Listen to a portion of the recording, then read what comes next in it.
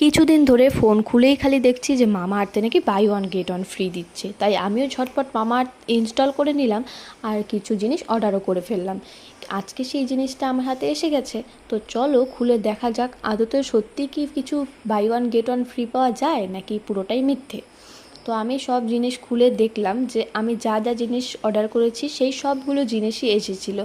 আমি একটা onion shampoo order করেছিলাম যেটা 559 টাকা ছিল, একটা ফাউন্ডেশন অর্ডার করেছিলাম সেটার দাম ছিল 599 টাকা, আর দুটো লিপস্টিক অর্ডার করেছিলাম যেগুলো একটির দামই ছিল হচ্ছে 399 টাকা করে।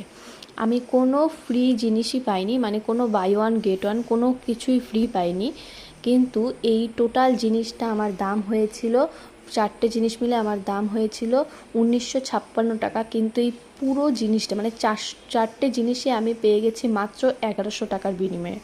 যাই হোক, buy one get one free দেবে বলে দেয়নি।